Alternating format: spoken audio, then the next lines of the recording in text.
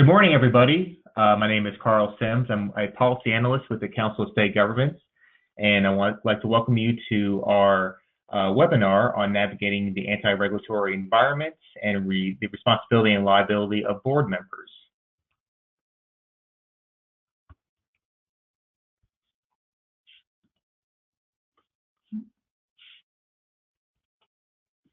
So just to give you a brief background about the Council of State Governments, if you're not familiar with us, we are a nonpartisan organization that serves all three branches of government, and we serve the states to foster the exchange of insights and ideas among state officials to help shape public policy. Within the Council of State Governments, we have the newly created Center of Innovation, which our work on occupational licensure is housed, and the Center of Innovation utilizes grant and external funding to help meet the needs of state leaders by developing innovative policy solutions on the issues of today and tomorrow.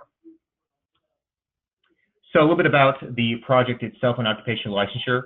The Council of State Governments, in addition to our project partners, the National Conference of State Legislatures and the National Governors Association Center for Best Practices, were awarded a multi-year grant from the Department of Labor to help states identify licensing criteria to help ensure that those criteria aren't overly burdensome or restrictive, and to help improve licensure portability and reciprocity. So the project officially began in 2017. We are nearing the end of the first phase of the project, but have additional funding for a 2.0 phase, which is already underway. So just a little bit about some of the outputs from the project so far. We have developed, along with our project partners, a occupational licensure database, of which we have selected occupations that have either high growth and a high number of employment among the states, and are licensed in a large contingency of states to help compare as far as the requirements to achieve a license, to allow states to see how their framework compares with each other.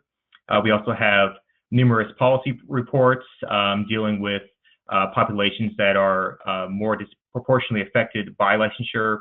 We have resources on interstate compacts, which will be a part of the conversation here today. And then as far as direct assistance to the states, we do have a consortium of 16 states, which we, along with our project partners, provide technical assistance to their state teams to help them develop and carry out their action plans as they address their licensure framework. So a part of this conversation is on licensure boards as well. So with the climate that we see around the states, we definitely want to respond to how this affects licensure boards and how they can help navigate the environment that we find ourselves in. So to segue then to our panelists, we have with us Nahali Freeland-Kalfas and Rick Masters. Nahali is both a legal consultant to our National Center of Interstate Compacts, which is housed within the Council of State Governments. And the National Center for Interstate Compacts helps states develop interstate compacts and helps them walk through the process and be that convener of that process. She's also counsel for the North Carolina Board of Examiners for Speech and Language Pathologists and Audiologists. So she really has a unique view, both with the compacts and then serving with a licensure board about the climate of licensing today. And then Rick Masters, he's special counsel for our National Center for Interstate Compacts. He has literally wrote the book on interstate compacts. So his portion, which will be at the end after Nahali's presentation, will focus on how interstate compacts are a useful tool in this conversation. And then a little bit of housekeeping before we get started to the presentation. The webinar itself will last about an hour and a half. Though if you're not able to stay for the full length of the presentation, a recording will be made available to everybody who's at the presentation. And also, we will be taking questions, but we will be saving those for the end. So you'll have the ability through the GoToWebinar function to submit those, and we'll be reading those out at the end. So do encourage you to let us know what your thoughts are on this, and if you have any specific questions. And then just kind of to set up the stage for the presentation, this is an overview of really this conversation. So we have done this presentation most recently for the state of Kentucky and their licensing boards, and I think that full presentation lasted near 6 hours. So there's a lot of conversation that goes along with this, a lot of in-depth material. So this is kind of a broad overview of that, and we'll be certainly happy to have further conversations with you about this and how we can be of service to your state and your board in future endeavors. So with that, I want to turn it over to Nahali Kalfas so she can begin her presentation. Thank you, Carl, and thanks for that introduction. It's an honor to speak to all of you today, and thank you for tuning in. I think this is a very important area, and in my capacity, both as legal consultant to NCIC, but more specifically with regard to being a board counsel and prosecutor and rulemaking coordinator for a licensing board, I know the challenges that all of those of you who belong to boards face. And so in that capacity, I have endeavored to determine what the best practices are in this anti-regulatory climate. A group of North Carolina lawyers created a work group about 6 or 7 years ago, in response to the FTC versus North Carolina Dental Board case, which really began the changing of the landscape with regard to board discretion. And as a result of that, we created a best practices seminar that is in its 7th year this year. We invite all of the boards in the state of North Carolina, and we engage in pretty extensive training. We try to encourage the smaller boards that don't have the funding to receive private training to come, as well as all of our assistant AGs who represent boards, and we try to share how each of the boards are engaging in the best practice, which, as we all know in this anti-regulatory environment, is really the least restrictive means to properly protect the public. So if I could have the next slide.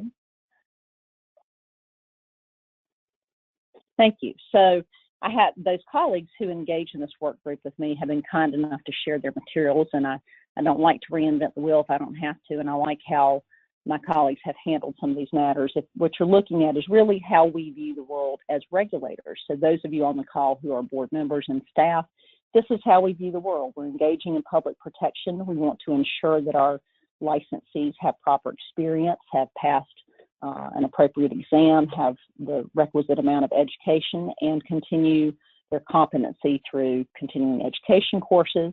And of course, we enforce disciplinary actions against them if need be. Next slide, please. Next slide. Thank you.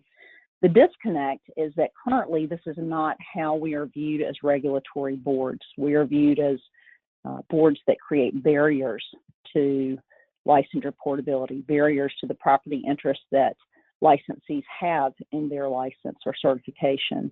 We are seen as engaging in too much state-by-state variability, not enough uniformity with regard to our rules and our regulations. We're seen as imposing an overly broad scope of practice that keeps other unlicensed individuals from earning an income.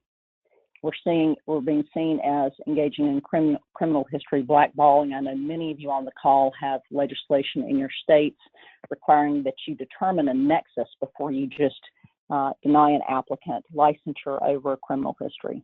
Next slide, please. Again, these are words that have been heard at meetings and in state legislatures, that boards are cartels or price fixers, rent seekers, competition stiflers. I know this is hard to hear for the board members, and I certainly do not by and large agree with that. I believe that boards do good work in the area of consumer protection. I believe that most board members are truly engaging in the best type of regulation, which is that which seeks only to protect consumers. The question is, why are we being viewed this way, and what can we do to change that? Next slide. Okay, next slide. So I just have a few maps here that I want to show you to give you a feeling, in case you're not aware of this, of the legislative fallout post the FTC versus North Carolina Dental Board case. Unfortunately, we don't have time to get into all the law behind this, but basically that case stood for the proposition that boards would not continue to have sort of an unbridled discretion, that the board members, particularly those of whom are in the profession, would be looked at as more of active market participants and would have to be gauged in that light. So what you see is immediately a number of states requiring active supervision of boards. Next slide. This continues in 2017 with continued active supervision legislative requirements. You'll see in North Carolina board training requirements, and this was largely the result of the work group that I'm a part of continuing the conversation with our legislators, trying to assuage fears by telling them what we do right, what we can continue to do to prove that we are not engaging in restrictive, unduly burdensome regulation. Next slide. Sorry, next slide. 2018, this continues, more active supervision bills. Next slide. So with regard to this year, the National Association of State Boards of Accountancy does a good job of tracking this. We're tracking this as well at CSG, but you have three bills there that you'll see. The bottom one in Arizona has actually been signed into law. It allows for the recognition of other states' licenses for those who can establish residency in Arizona, pass minimal education requirements, take an exam if required. You see two other bills that are pending in Indiana and West Virginia. If you'll take a look at those bills, they basically stand for the proposition that we aren't even going to require licensure. We're going to allow it to be a buyer beware sort of situation wherein the consumer merely signs a release, and once they do, that person can engage in what was typically required licensure. So this is pretty strict anti-regulatory sentiment. Next slide. Okay, thank you. So here you see some private antitrust litigation. If you'll notice, this is alarming to most board members. When I engage in antitrust training with my board members, this concerns them particularly.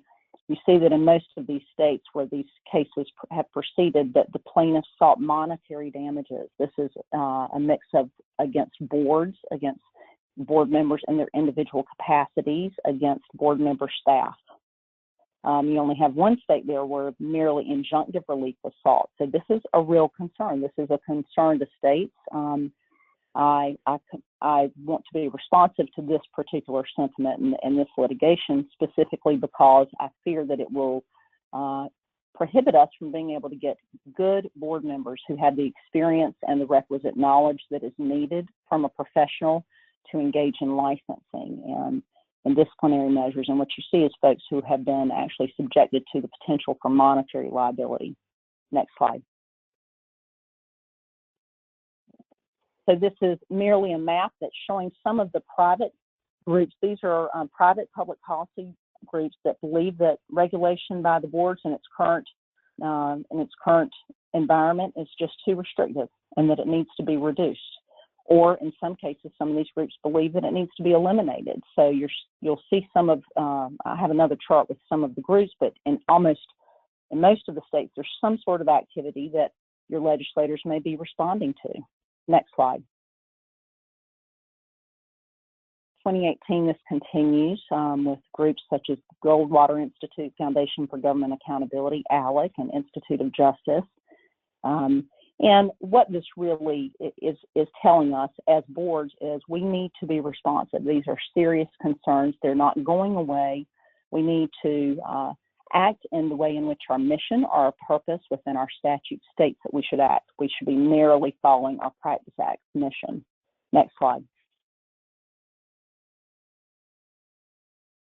So some of the groups that we've mentioned, again, I think the important thing to know about these groups is to listen to what they're saying. Let's be responsive to their concerns. It's easy to feel offended, and I understand that for some board members it's difficult to hear what some of these groups say about board member action. But the important thing to do is to look at what they're saying, to respond in a manner that addresses their concerns. Next slide. Here you see a slightly older, I think it's from last year, Reason Foundation research ranking of the most licensed states to the least licensed states. The reason this is important is your legislators are looking to reduce this number of licensed occupations. The reason you see the proliferation of these anti-regulatory bills is because most of the states want to get these numbers down. That's why you're seeing mergers or sunsetting of boards. Next slide.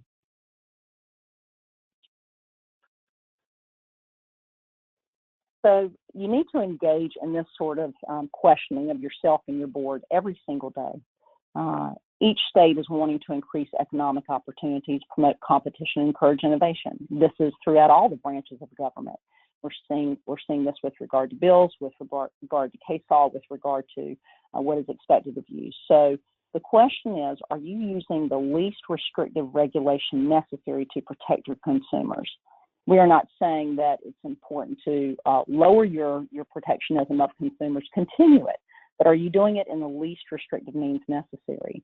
Are you making sure that you are narrowly focusing your regulatory activity or your meting out your discipline only against those who are involved in goods or services that are included explicitly in your statute? This was really where the dental board case created problems. You had unlicensed folks engaging in teeth whitening, and you had the dental board wanting to stop that activity. There was arguments on both sides that was actually, that scope of practice was in their law. The question is it unambiguously in your law? Is it explicit in your law? Is this something that you have the right to regulate? Next slide. So let's consider what we can do. Obviously, education and training of our board members is essential. That's why I think you've seen it in some legislation. In North Carolina, we've never had as many training requirements as we do, and it's actually working. We're seeing some of the smaller boards that don't have the opportunity to engage in private training, learning better practices, engaging in that. We're seeing a lot more responses to legislative concerns. Make sure your staff's trained. That includes your investigators. That includes all of your staff members. Make sure that you're training early and often with your board members. I know that we all have a lot of board member turnover. I know that many of your boards have difficulty getting your assistant AG if you don't have private counsel to all of the meetings, but whatever it is that you need to do, you want to train those new board members right away. Train them not just in ethics and public records laws and open meeting laws, also train them in antitrust. Train them in what it means to walk into a board meeting room and take off your market participant hat and put on your regulator hat, and do it in a way that narrowly requires consumer protection. Engage in risk management. How do we do this? We'll discuss this a little bit later, but basically make sure your processes are in check in a way that you're telling your story of the good work you do as regulators effectively. Tell it effectively. Make sure that you engage in policymaker conversations. Our work group in North Carolina has very open dialogue with the Administrative Procedures Oversight Committee that our legislature has formed. We make sure that we're available to answer questions. We have fact sheets available to our legislators with regard to how we're engaging in business as boards, how many folks that we're licensing, how many folks are coming to us with complaints, how we're responding to those complaints, how quickly we're responding to those complaints. Are we doing it in the least restrictive means that we can? Also, think about interest group engagement.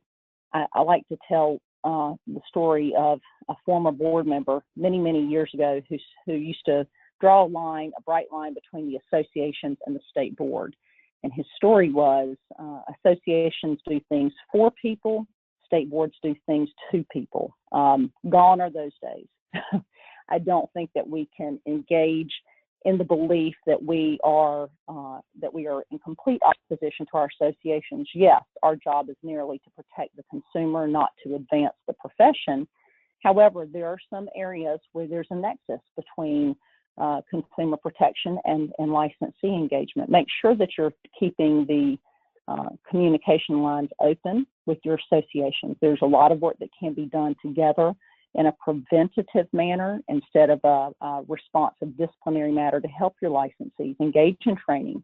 Go speak at association conventions. Invite those groups. Send your board staff to the training institutions that your folks are coming out of before they graduate.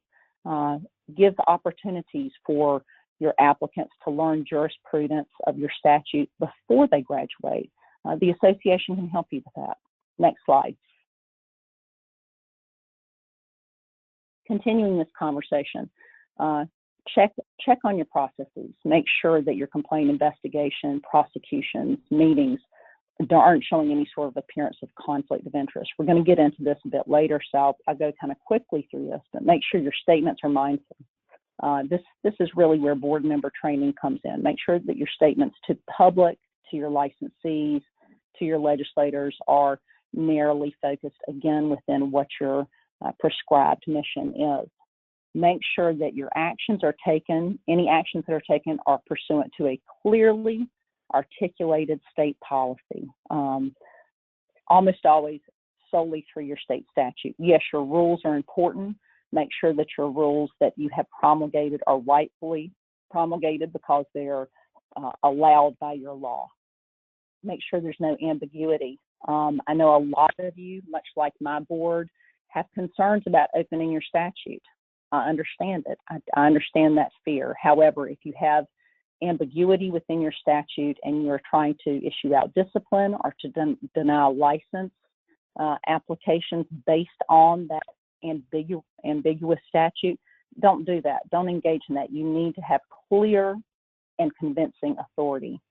With regard to non-licensees, make sure that you get some active supervision when you're deciding to met out any sort of discipline or any sort of action against them. Again, this was the issue in the dental board case. Really, your safest bet, if when in doubt, is to go to a judge and get an injunctive relief. And don't try to don't send out cease and desist letters. This was the problem in the dental board case. Go get some active supervision. Get an AG's opinion if it's available to you. Go to a judge and say, we believe that this action by this unlicensed person is within our scope of practice. Why don't you weigh in, judge, and then you'll have the supervision that you need. Also, make sure that your scope of practice issues are clearly and again unambiguously mentioned in your law. If they're not, you need to make a legislative change. Be mindful of actions that you take with regard to scope of practice that can be disrupting markets. This is the anti-competitive behavior that will run you afoul of antitrust law. You want to avoid that area carefully. You want to get good, sage advice with regard to what your board is capable of doing. Next slide. And again, to further develop this conversation, make sure that you engage in objective, evidence-based review of your applications for licensure. This is a problem. I don't think that all boards have strict evidence-based requirements, and I know that that takes some time and some change, but the vast majority of the professions are certainly looking at whether or not their requirements are evidence-based. If they're not evidence-based, it's easy to make the argument that that's simply the subjective interest of your board members, and many of your board members are professionals, so it's not a long stretch to say they're engaging in these subjective criteria because they want to protect their market share. Make sure you have reason behind your requirements. This is for licensure and renewal. Make sure that during your complaint investigation process, you have ample opportunity for all the parties to provide you documentation. Have your investigators conduct interviews. We'll get into that in the complaint section later. Make sure that as a board, you are reviewing your rules and your regulations thoroughly and voluntarily. I know that many of you, much like in our state, have gone through periodic sunset review of your rules. It's painful, but I find that actually it's pretty helpful. It's been one of the benefits instead of detriments of this anti-regulatory environment. We've gotten rid of a lot of regulations that simply weren't necessary. So consider doing that voluntarily. Don't have it imposed upon you. Go ahead and look and see which rules you can go ahead and eliminate. Again, train. train early and often. I've said this, I can't say it enough. It's important that your board members understand how transparent you must be as a board. This is with regard to everything that you do. Make sure that they know how to recuse themselves. Make sure that if they do recuse themselves from something they have an interest in, that they leave the room. Merely recusing yourself and staying in the room, there's actually been litigation with regard to board members having influence over other board members when they were in the same room. Be very mindful of that. Just err on the side of caution. If you're not sure how to do that, consult your counsel. Next page. I think that it's really important that you look to what is expected of you at the state level. If you don't have counsel that can really tell you what's going on in your capital, try to ask your associations what's going on there, what bills are being considered, what currently is required of you with regard to rulemaking requirements, fiscal notes, any audit requirements, any surveys. Be super responsive to your legislators. It only helps you. Even if you don't have the requirements like we do in North Carolina, we have quite a few website requirements. Make sure that you are working toward increasing the efficiency of your website. If you don't have the budget, you don't have the budget, but do what you can do and request funding for that. You want your website to be efficient, not just for the consumer, although that is the most important thing. Make sure it's easy for them to file complaints with you. Make sure that they have the option to file online if you can, even if they have to supplement with an affidavit, with a hard copy affidavit. Allow for online filing. Make it also efficient to your licensee. Address current trends, current concerns, any changes that you have. Make sure that you're addressing those on your website so that the younger professional, frankly, can hop right on and see what they should be doing. Make sure that they have an opportunity, if you have it within your budget, to renew their license online. Make it easy for them. Make sure that you're easing any sort of problems for military families with regard to licensure applications. Make sure that you're assisting them. You've seen this legislative movement throughout the country. We need to help our military and our military spouses with regard to coming into a new state, which they have to do on average about every 2 years, and make sure that you're easing that burden for them. Have your elevator speech prepared for your legislators. I've had the opportunity to go to FARB training, and they often talk about the elevator speech. The elevator speech is your 30-second spill about the good work that your board does, and say it convincingly. Make sure that what you're saying is true.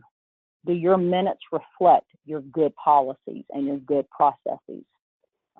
Is your transparency showing to the public, not just to your board?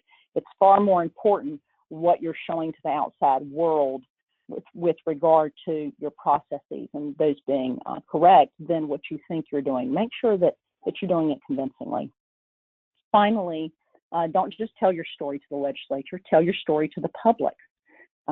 We engaged in sort of a PR campaign to talk about the work that our licensees do and the training that they have several years ago. We put ads in several newspapers. We engaged in some news show commentary from ex-board members with regard to things such as national days that can somehow correlate with your profession. You can garner earned media that way. If you are responsive on generalized matters to the media, they will come back and reach back to you. So make sure that you are telling your story convincingly. Next page. Your meeting should begin ideally with your purpose statement. This is a reminder to your board members of their duties and their duty to merely engage in the sole mission of public protection. Conduct every meeting with the same care and caution you would if you had public members in attendance. I try to remind my board members of this. Even if no one is here other than us, let's pretend like someone is. Let's engage in thoughtful conversation. Let's make sure that our statements are appropriate. It's easy to slip into the role of feeling very comfortable with what you say and what you do. It's far better to assume that you are transparent all the time, even if you don't have public members there. Read your legal and valid reasons for going into closed session into the record. Your record is your friend. The good training that you do, the thoughtful consideration of public meeting laws that you do, it's best shown and reflected in your record. It will remind you to do it. Have counsel advising you during your meetings, and hopefully they can review your agenda ahead of time to make sure that your open and closed sessions are appropriately populated with matters that can go into closed session. If you don't have that opportunity, take some real time to consider it, but do try to get advice of counsel whenever possible. Next slide. Again, seek AG opinions or injunctive relief for unlicensed practice. This is really important. This is the thing that I believe is the biggest threat to you from an antitrust standpoint. That is your greatest liability.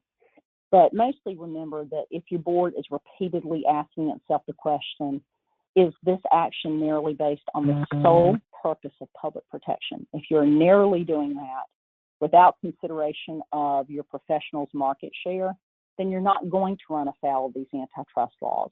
I'm not saying you're not going to be affected by legislative action, but what I can say is you will be protected from antitrust liability if you are engaging in close, careful scrutiny of your own actions. Next slide. So where do we go? We have to engage at all levels. We need to tell our story with evidence to the public, to the legislators, even to our licensees. We need to continue to build those relationships where previously we may not have had relationships. Build them with your legislators. Be available to answer their questions. Build them with the public. Let them know what you can do to help them with your consumer protection goals. Speak to your licensees. Train them early. We have recently, with my board, engaged in random audits that we're allowed to do through law, but instead of engaging in the audit and then meting out discipline, we have an exit interview with the person that we've audited and give them some ideas. It's been very helpful. A lot of those licensees have then gone to their association convention and told the story of how that audit helped them improve their practice. Help your licensees become better. Engage in information sharing. This has been the most useful part of our annual best practices seminar in North Carolina. All of the boards that previously were not talking are talking to one another. They're learning from one another. They're getting good ideas, particularly those smaller boards that can't afford private counsel and don't have the opportunity to speak to counsel all the time. They're communicating with the larger boards and getting good ideas. Next slide. So this is a bit repetitive. I'm probably going to go through it pretty quickly, but this is sort of a bare bones, generalized notion of what your board members need to be doing. And most of your boards already know that this is what you need to engage in. You would not be calling into this webinar if you didn't know this, but just remind your board members that they must act in good faith and be fair in their dealings, obviously. Next slide. Act loyally with the best interest of the board. There should be no personal benefit from the activities of the board. There should be no benefit from any outside organizations. Most of this is covered in your state ethics training, although I know some states do not require that. So this is important to let your board members know. Next slide. I've had a board chair who had to actually resign from his leadership role with the association. That's because it was a conflict. It doesn't mean we can't communicate with them and see where our interests are together. But with regard to your role as a board member, be careful of this. Next slide. You have a duty of care as board members. Just remind your board members of this. They must act cautiously. They are volunteers and they are giving of their time. They do have to be careful in their actions. Next slide, please. Never exceed your delegated authority. I mean, this is why we're all concerned and calling into this webinar. We're all a little concerned about our now potential monetary liability with regard to the actions we take as board members. I can't imagine if I were acting as a board member and had to go home and and tell a significant other, sorry, our house may be in jeopardy because of a lawsuit that is pending against me for work that I do for no money. I mean, that would be unbelievable. So this is why this training and this careful thought with regard to the work that the board does is important. Next slide. So just as a review, obviously the Supreme Court case in the dental examiners, FTC versus dental examiners case, just looks to whether or not the board is subject to antitrust scrutiny. Obviously it is. Next slide.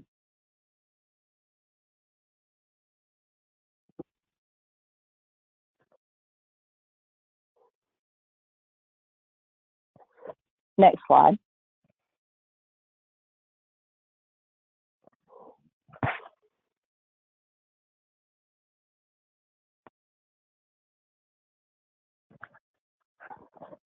Can you hear me, Carl?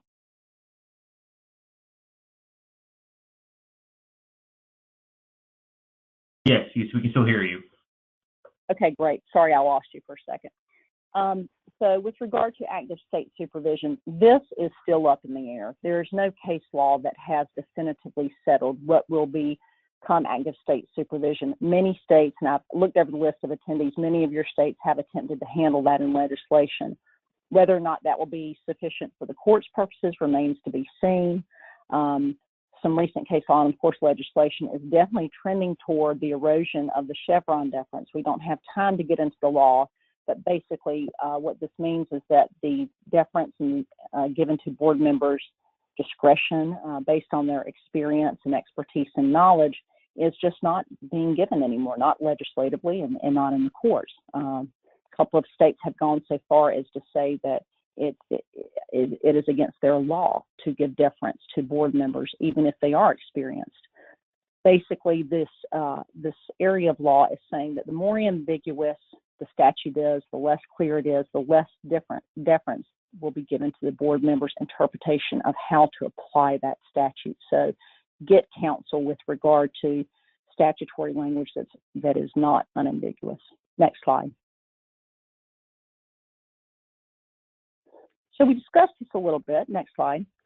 We're not going to go through all these questions. This is part of what I really love about training within states, is that we get sort of a more interactive approach and the boards get to learn from one another. But these are questions that you should ask yourself with regard to your processes. You know, how many complaints are filed? What percentage do you conclude through settlement consent order?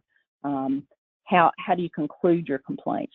Ask yourself these questions when you go back to the boards. Make sure that you're reviewing how these processes work. Obviously, the best practices with regard to complaints have to do with thorough investigations, as previously stated. Make sure that your complaints are detailed. Give enough detail so that your licensee knows what sort of action has been levied against them. Make sure that they've been given all of the documents with regard to the actions against them, the complaint against them. We provide complaints with our board. We provide the complaints and accompanying documentation to the licensee and allow them to respond in any manner they want to. We're very generous with how much time they have to respond. We allow them, the complaining party, if they want to respond again to the complainant's documentation, to do that. There's a bit of back and forth that allows for the documents to get really fleshed out so the investigator has a lot of information to learn from.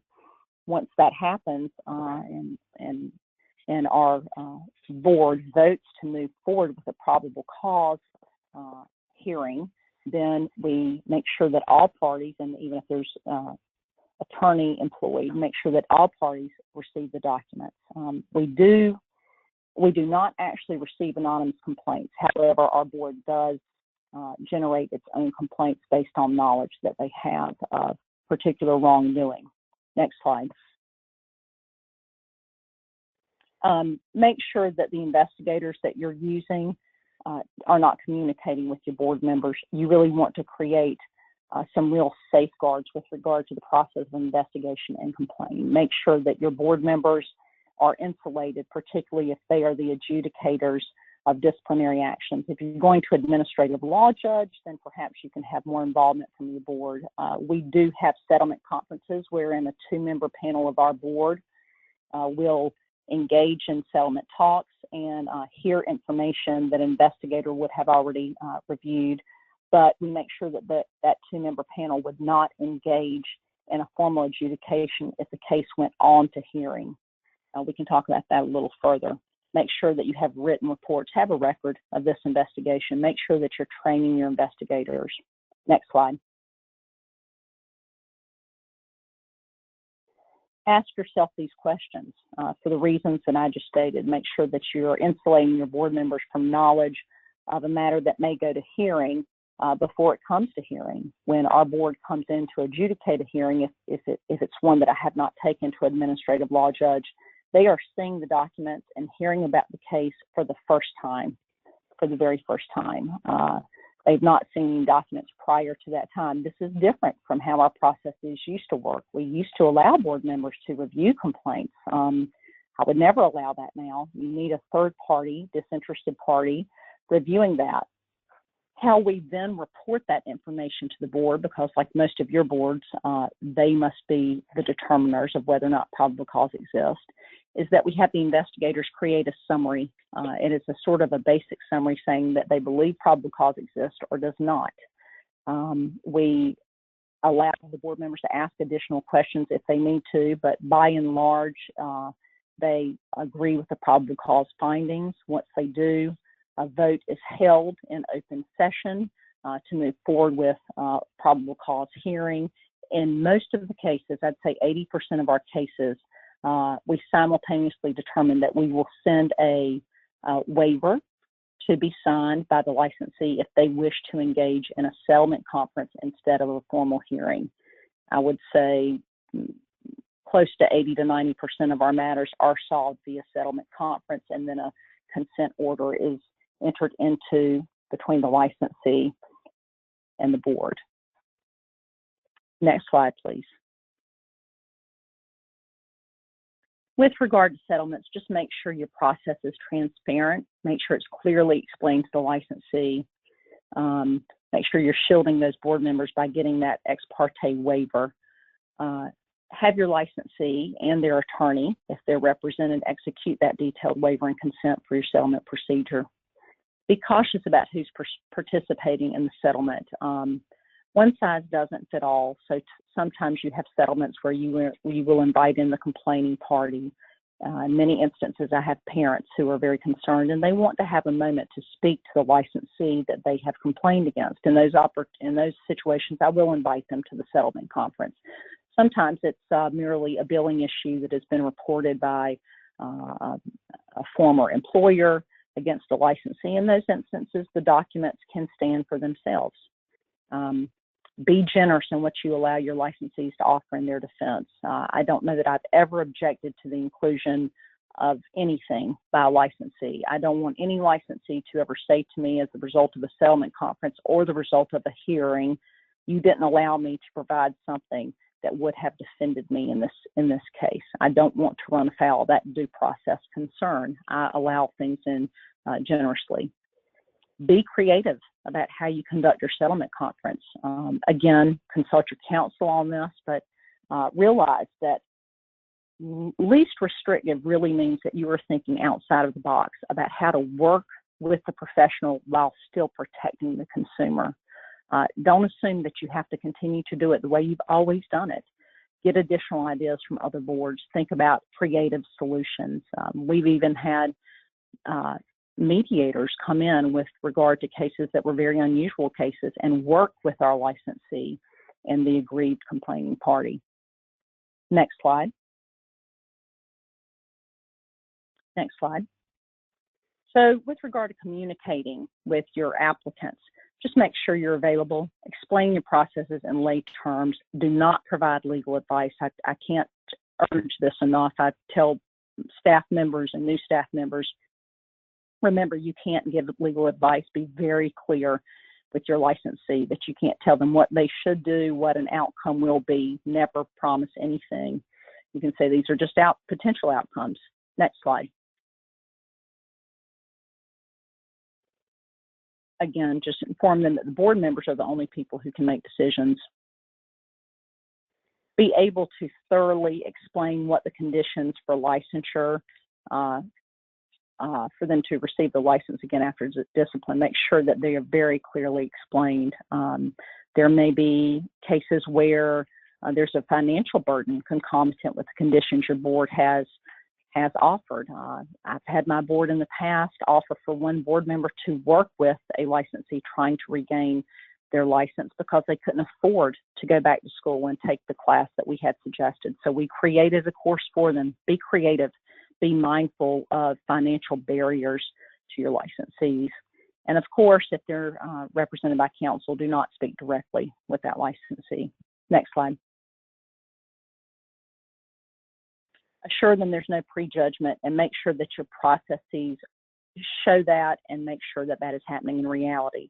Don't engage in prejudgment. Shield any adjudicators from information regarding the case. Get the documentation that you need. Next slide, please. With regard to the licensees and with regard to the complaining parties, notify them in writing when the case status changes. Make sure they know where their case stands. If a hearing is called, explain the process. Again, no legal advice, or schedule a settlement conference. Be sure that you tell your licensees that you have to report them to whatever data banks or organizations you are required to report them to. Again, you are engaging in consumer protection. If someone has engaged in concerning activity, then you need to make sure that's known. Next slide. Train your licensees on jurisprudence. Do this in their training institutions. Tell them how to apply, how to properly engage in filling out their application before they have to. I don't know if other boards go through this, but many boards complain that folks just do not know how to properly fill out an application. Teach them. Continue speaking at association conventions.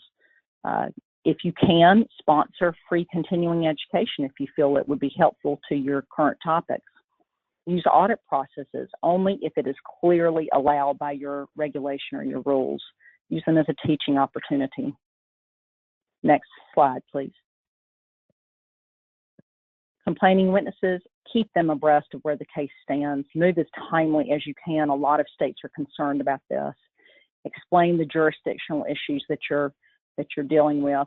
If you feel like complaining witnesses are really dissatisfied with the process, make sure you're telling them they're allowed to have private counsel as well.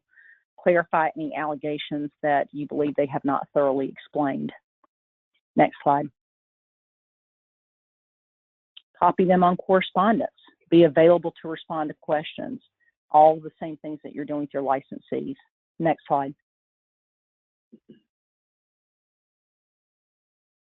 Make sure that your legislature and your public, as we've said, knows what your board does, knows what the training of your licensees is. Next slide. This is an example of one of the public education documents that the board created. It's now on their website. The board I worked for, you'll see that one side of it explains what our licensees do. Next page, please. Next slide. And the other side explains what the board does. This is kind of your elevator speech right here. This was passed out to many organizations. It was put into some newspapers. It's on the website. Create something like this if you don't already have it to explain what your board does and what your licensees do. Next page. Turf wars, many of you may already know about turf wars, but they are good faith disputes about scope of practice. We've spoken, I think, pretty well at length about this, and the main thing you need to remember as boards is when you have a question with regard to unlicensed practice, the best thing for you to do is to go get injunctive relief from a judge. That is a form of active state supervision that I believe you can rely on. Try to informally negotiate a resolution first. Seek input from counsel for whether or not you should engage in direct communication, how you should do it, and make sure that the record is clear and make sure that your motivation was and continues to be public protection solely. Next slide.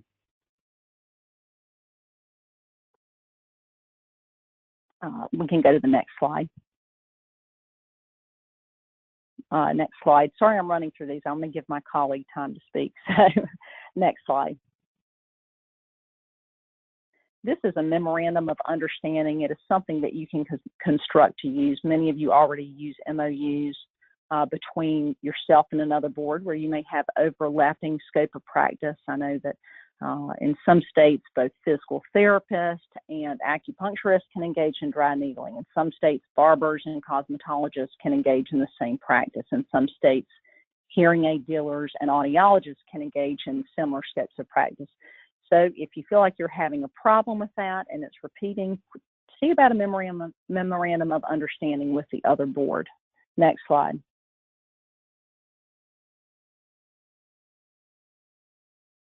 Next slide. So you can go back to this if you wish to use a memorandum of understanding with another board. And if I could have us skip ahead, if I could have Carl, if you could skip ahead to the very last slide presentation, which starts with interstate compacts in the anti-regulatory environment. Thank you. Next slide. We've discussed this already. This is the disconnect. Next slide. If you remember this disconnect, we need to determine how to establish this beside engaging in best practices, and we believe that interstate compacts are a really good answer to that. Next slide. Again, remember Indiana and West Virginia, their proposed bills, that's wherein boards would completely lose the ability to license folks engaging in the practices that your professionals engage in. This is frightening to me, the fact that the anti-regulatory sentiment would go so strong as to take away the board's abilities of concern. So next slide. Again, Arizona, compact privileges are not covered by this law, which means that if you have a profession that has an interstate compact, then you don't have to worry about this law. Next slide. The Federal Trade Commission has really, I think, attempted to give us some guidance with regard to what they believe we can be doing better. So this is how the Federal Trade Commission believes that interstate compacts can make us better regulators. Next slide. They created a white paper. It was in September of 2018. Next slide. Within that white paper, there's the link to the white paper if you want to read it. Next slide. First, let's talk about what they thought we were doing wrong as regulators. Next slide. They believe that licensing regulations are reducing the number of market participants. This is a bad thing. They believe that this reduction in supply leads to loss of competition and higher prices. And importantly, they believe it leads to lower quality and convenience of services. So a lot of you licensing boards, this is why we're getting this anti-regulatory sentiment, that we are creating barriers, that our licensure processes are redundant, they're burdensome, they're costly, that we are harming competition. Read that second to the last sentence. The harm to competition from suppressed mobility of practitioners may far outweigh any plausible consumer protection.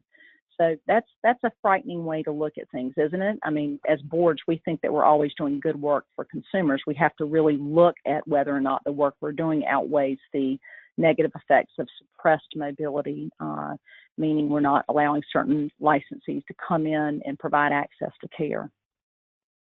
They believe that many regulatory barriers create a slow and burdensome process for cross-state practice. Next slide, please.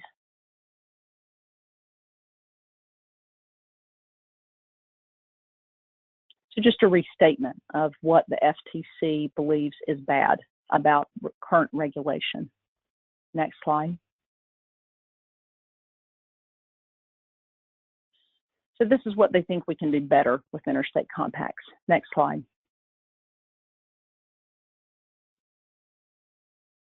You'll see here that they've said that for reducing barriers to multi-state practice, We need to consider the use of mutual recognition model compacts. Rick is going to speak to that a bit, but this is something that can really be responsive to FTC concerns. Next slide. They believe interstate compacts improve licensure portability. They believe that this is something that stakeholders should really be considering. They believe that harmonizing state licensure standards is the best thing to do, that we need to use the least restrictive standard that we can and gain support of states nationwide. Next slide.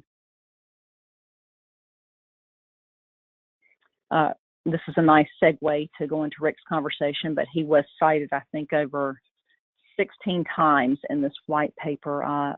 Either Rick was cited in terms of his commentary or his treatise on the matter. So with that, I'm going to turn it over to Rick and let him speak a little bit about compacts and how they can truly address the concerns that have really been at the center of this anti-regulatory sentiment.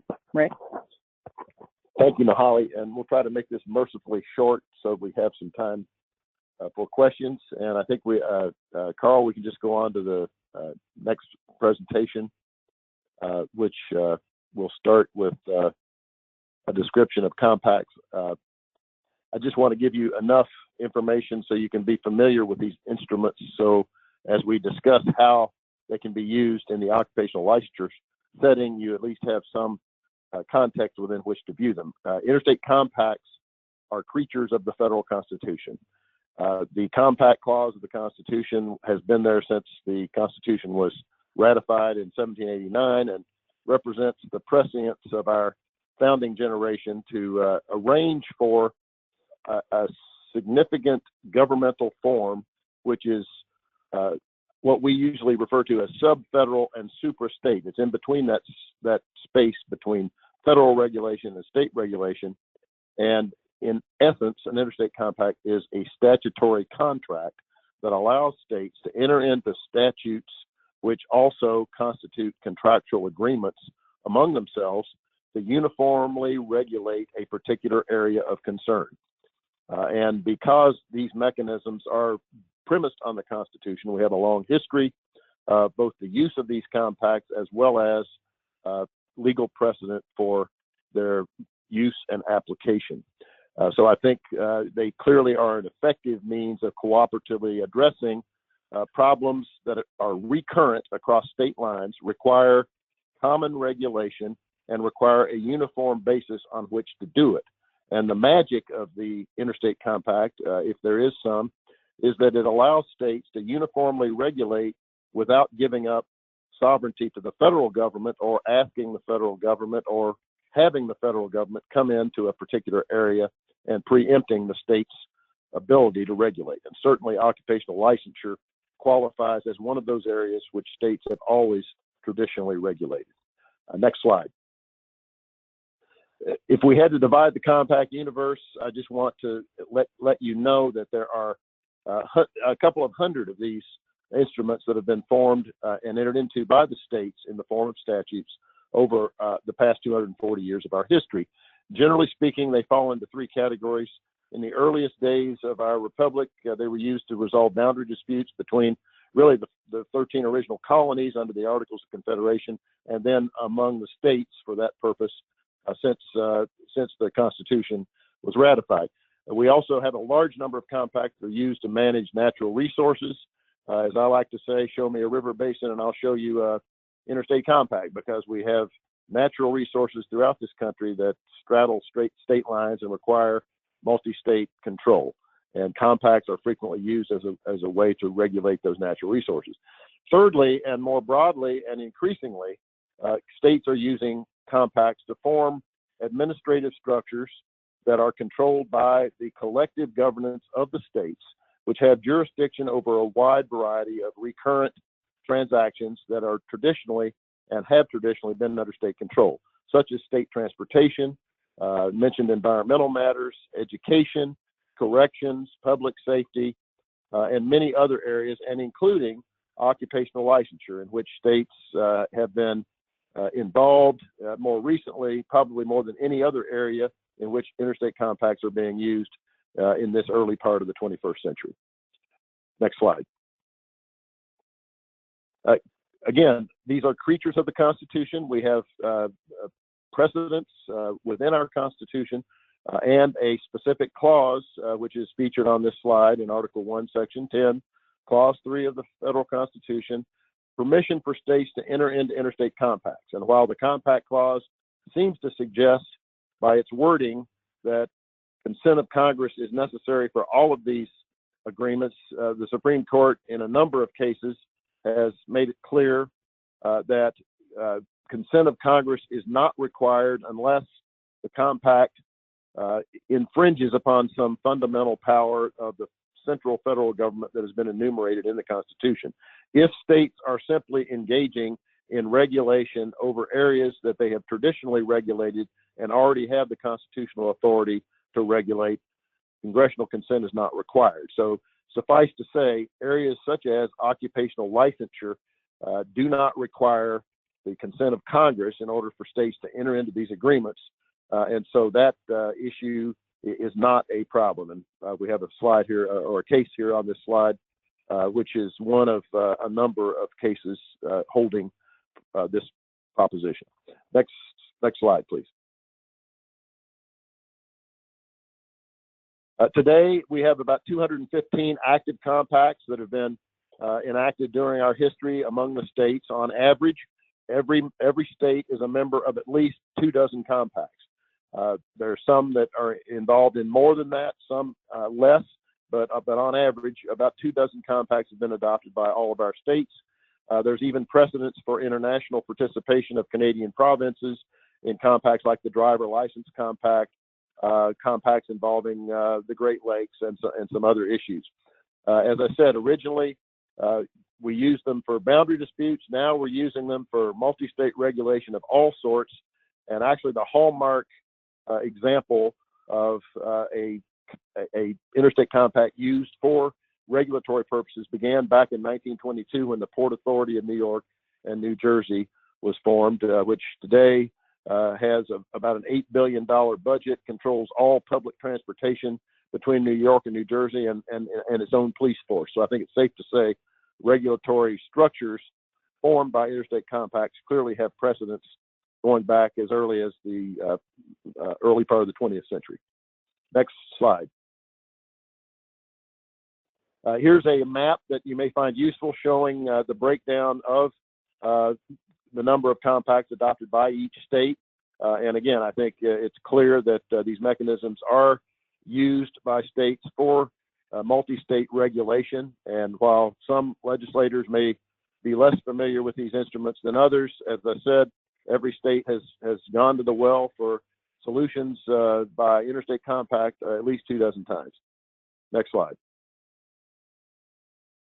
So that brings us to the area of occupational licensure, and I gave you the history, so it would be clear we've used these for a wide variety of multi-state regulatory problems, but licensing compacts are on the increase, and it's clear that states are embracing this idea as a way to regulate occupational licensure across state lines. And I think largely that's a function of the fact that the Constitution recognizes that states can continue to regulate, and the only difference is they can do this collectively through an interstate compact device. And this is an area where licensure portability can certainly be promoted in an enforceable way through interstate compacts, which is why I believe that states are finding them useful. And so here we have a breakdown of the latest numbers in terms of the states which have adopted occupational licensure compacts in the state arena. The first one, the Nurse Licensure Compact, has now been superseded by the Enhanced Nurse Licensure Compact, which has 31 states and counting that have joined that compact and adopted that legislation. There's an older compact that's just an example of another type of healthcare related compact. The Compact on Mental Health has been adopted by 45 states. The Emergency Management Assistance Compact, which allows health professionals and other professionals to practice across state lines when there is a gubernatorially declared disaster, has all 50 states at the table. There's an EMS licensure compact for emergency medical personnel, which now has 16 states that have enacted that compact agreement. The medical licensure compact has 30 states at the table, including the District of Columbia, and more states are considering the legislation as we speak. The physical therapy compact has been adopted by 25 states, and PsyPact, which regulates telepsychology and temporary practice across state lines, has been enacted by 7 states and will soon be gathering to implement their compact as it has become effective, having been adopted by 7 states. Next slide, please. Why are occupational licensure compacts on the increase? What are some of the motivating factors for occupational licensure? Certainly, Nahali has given you some very good reasons why the area of antitrust liability alone is a very good reason to consider the adoption of an occupational licensure compact to facilitate licensure portability, because it certainly removes barriers, creates economic opportunities, and gives licensees choices that are reflective of our modern way of practicing our professions. And certainly the technological advancements are a key motivator in why healthcare and other occupations are looking at these interstate compacts. Certainly in the healthcare arena, when you can diagnose and treat a patient across a state line through your computer or your cell phone without ever leaving the comfort of your office, that is a technology that has gotten ahead of the law. And as I like to say, we're using our grandparents' laws to regulate our grandchildren's technology, and there's a disconnect. And that's one of the ways that we can connect the dots is through an occupational licensure compact. Certainly the mobility of society, whether it's the practitioner or the patient, is much greater today, and for that reason, the need for a multi-state licensure and licensure portability has increased. Our rising population, of course, has created a deficit in healthcare, either in particular states or in most states. There are areas that are underserved where there aren't enough professionals to give the public access to healthcare, and that is an important motivator. I think also relates to what some of the things Nahali was telling you in the antitrust arena. And certainly the practical advancement for current and future generations of practitioners is facilitated through occupational licensure, because what could be more helpful to you in your career than having the option of being able to move freely from one state to another based upon portability created through interstate compacts. Next slide, please. I think the parameters that exist with regard to health occupations certainly can be transferable to other occupations. So we certainly are not trying to suggest to you that the healthcare arena is the only place where occupational licensure can be dealt with. I think all of the bullet points on this slide point to the reasons for that. First of all, the access to professional services, generally, whether it's the healthcare or some other profession, is facilitated by licensure compacts.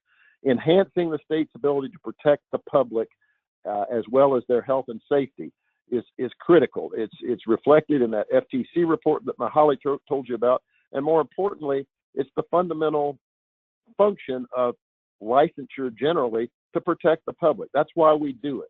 As my friend Dan Mance says with the EMT compact, we give people licenses so we can take them away. Now that's being a little bit facetious, but the point is we want to be able to protect the public by controlling bad practice, being able to deal with the practitioner that's not doing what they're supposed to do according to standards. And the compacts can help facilitate the reach of states across state lines, because it widens the safety net, because you have a series of statutes that connect the states together for both the issuance of licenses as well as discipline related to bad practice. Compacts also facilitate eliminating barriers that Nahali mentioned to you that the FTC has cited as a worthy goal that states ought to be seeking, to increase employment opportunities through the ability to practice more easily across a state line, to eliminate duplicative regulation, and to allow practitioners to have that flexibility. Certainly that applies to relocating military members, which, as Nahali said, moves that these families move between 5 and 9 times during a career, about every 2 years. And to be able to support both the military member and their spouses, who frequently have occupational licenses in a wide variety of professions, is something that a compact can facilitate. and as I said, enhancing the exchange of licensure information as well as investigatory and disciplinary information is critical. And many legislators are in favor of as much protection as can be facilitated through an interstate compact or other device, and this is a way in which we can accomplish that goal. Next slide, please. So, in summary, if I had to capsulize it all, this slide would do it. Interstate compacts for purposes of occupational licensure are clearly a state-based approach, where alternative to the federal government is not necessary. Recourse to the federal government is not necessary. A national license created by Congress is not necessary because states can do it themselves collectively. State licensure processes continue to remain in place.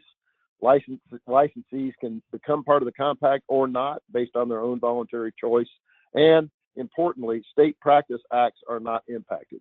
These compacts don't tell any state how they should practice medicine, nursing, or any other occupation. They simply facilitate the interstate ability for that license to be portable across the state line. So with that, Carl, I'm going to hand the baton or the mic back to you, and we're open for questions. Okay, great. Well, thank you all very much. And you can see there our contact information if you have any questions that you'd like to ask offline. Just going through some of the questions that we have so far. A couple questions about access to the slides.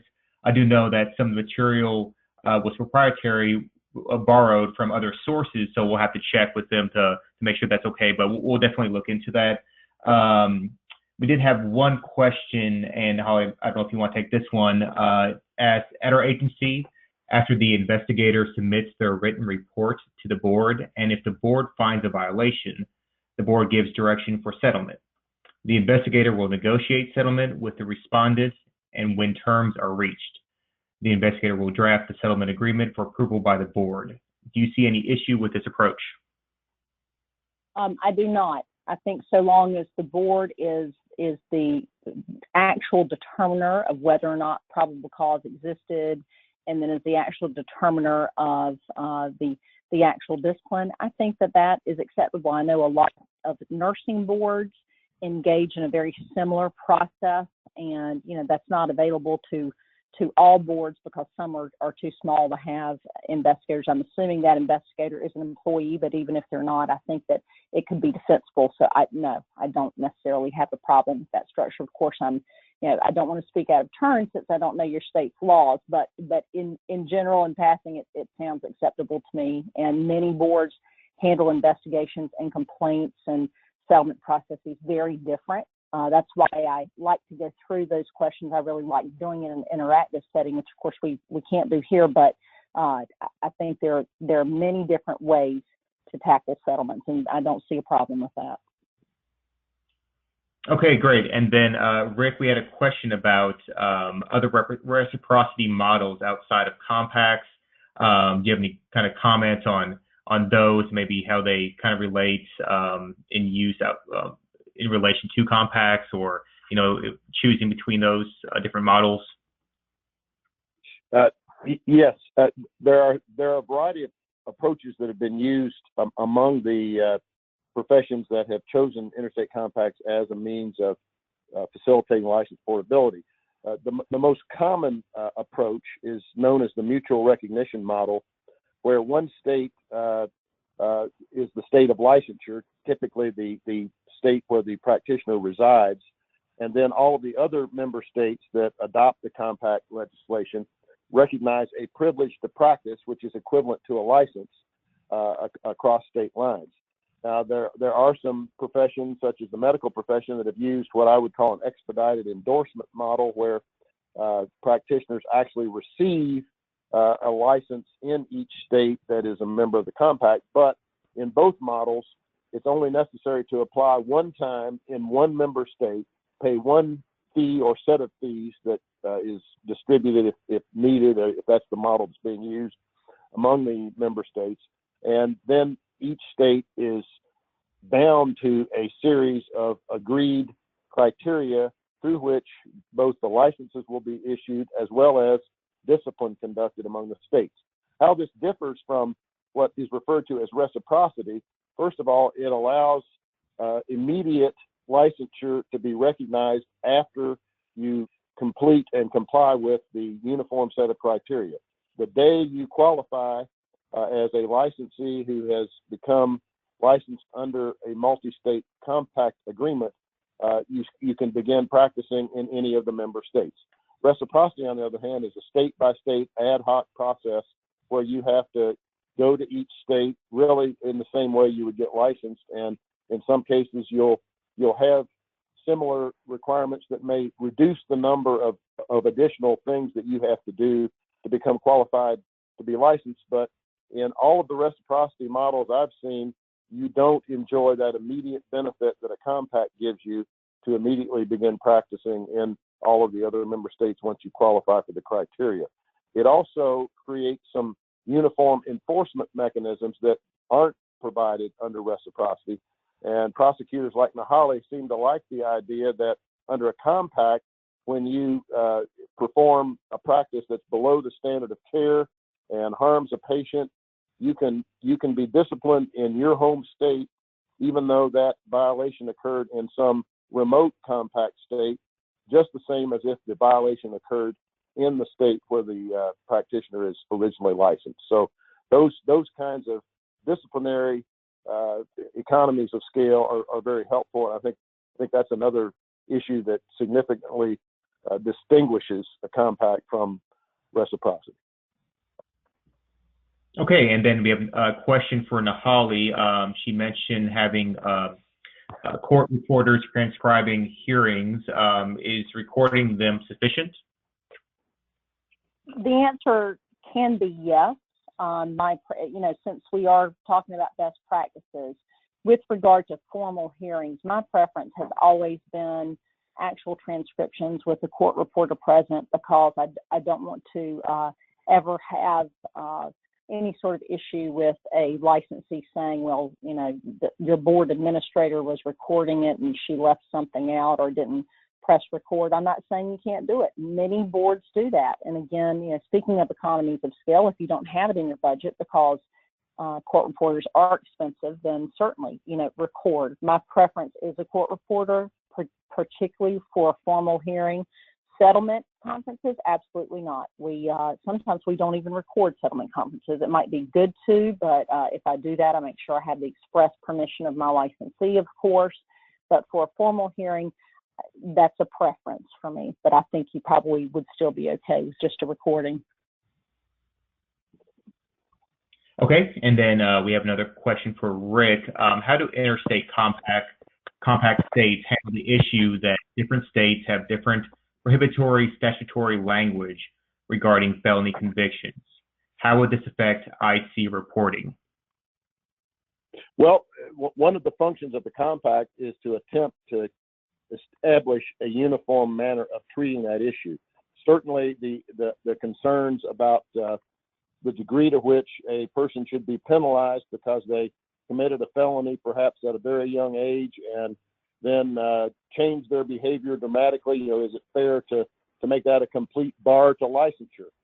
There are competing views on that subject, and I think for the most part, at least so far, felonies have been regarded among most of the compacts as a deal breaker in terms of being able to participate in the compact licensure process. However, let me quickly add that in all of these compacts, the regular way, the old-fashioned way of getting a license state by state is still preserved, and states can still issue single state licenses. So you're not keeping anyone from being licensed, even if they have a felony conviction, because they can still get a license in the traditional way.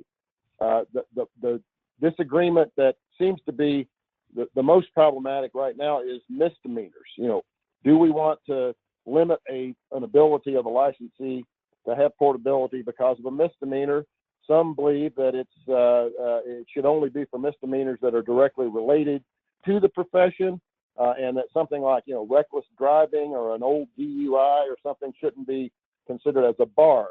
Others feel differently, but that can be negotiated as part of the compact. And again, the safety valve, if you will, is that a licensee can still get a license on a single state basis.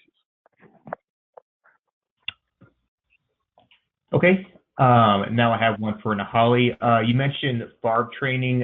Is that board training CRT program, and is this particular program sufficient for board member training? Meaning this webinar, if I could clarify that. We'll see if they respond, but I'm assuming so. I think that's what they're saying. So here's my belief.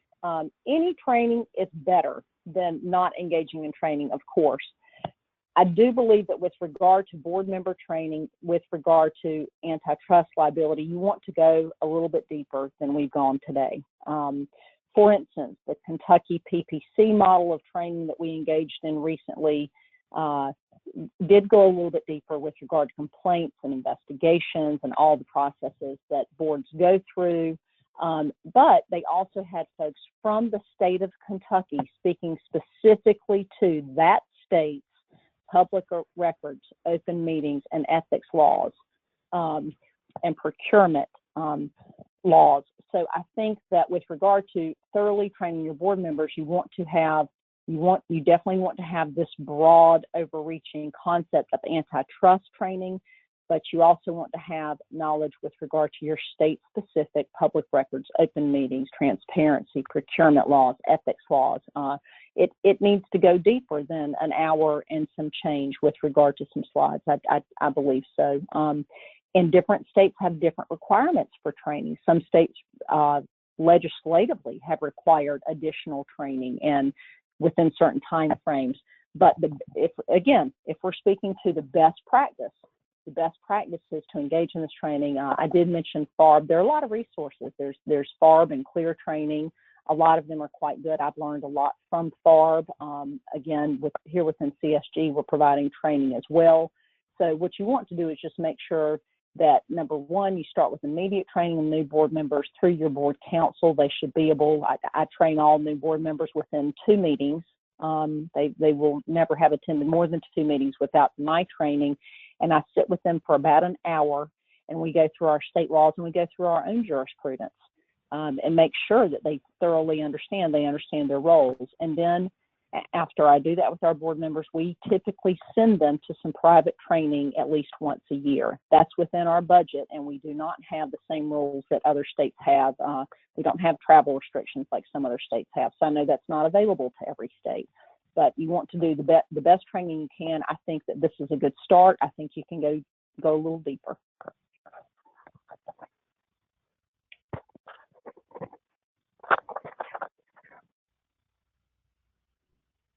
Okay, next question we have is that our board does not share information with complainants as our investigative files are confidential. Can the speaker expand on their recommendation to keep the complainant informed during an investigation? Sure. And there will, and thank you. Actually, that's an excellent question. Thank you. States do vary with regard to what can be shared. So again, good question for your counsel. Even if you can't provide, even if your state disallows you from providing detailed information to the complaining party or complaining witnesses, make sure that you at least give them an idea of what the case status is. For instance, I will communicate directly with complaining party or witness and say, we are currently considering a settlement conference. I will let you know if a waiver has been signed and we engage in that settlement conference, or I will say we have reached a consent agreement.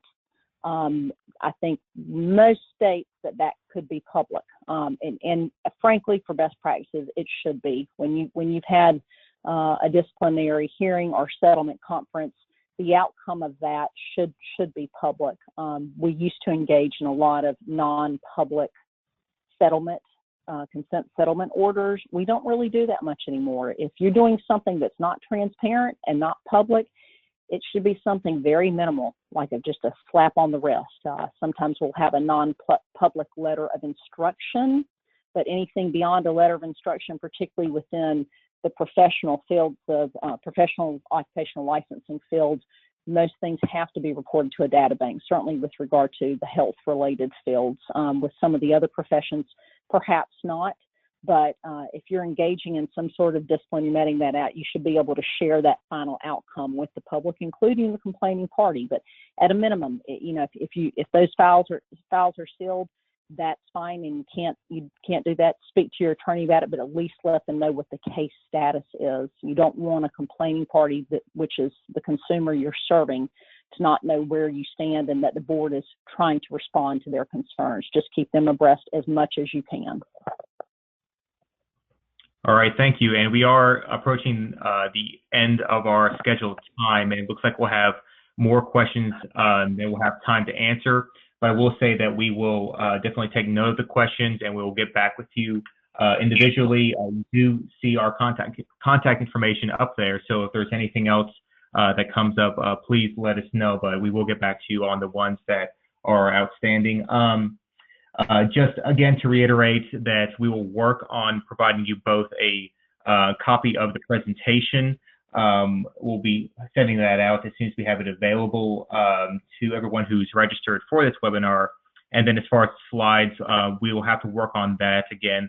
Some of the material was borrowed with permission from other sources, so just to make sure that we are doing our due diligence to make sure that that's okay. We'll work on trying to do that as well. With that, I want to thank you all again for attending. We really appreciate your questions and your attention to this issue. So we look forward to communicating with you in the future. But again, be on the lookout for the recording, which we'll be sending out to you all. So thank you all very much.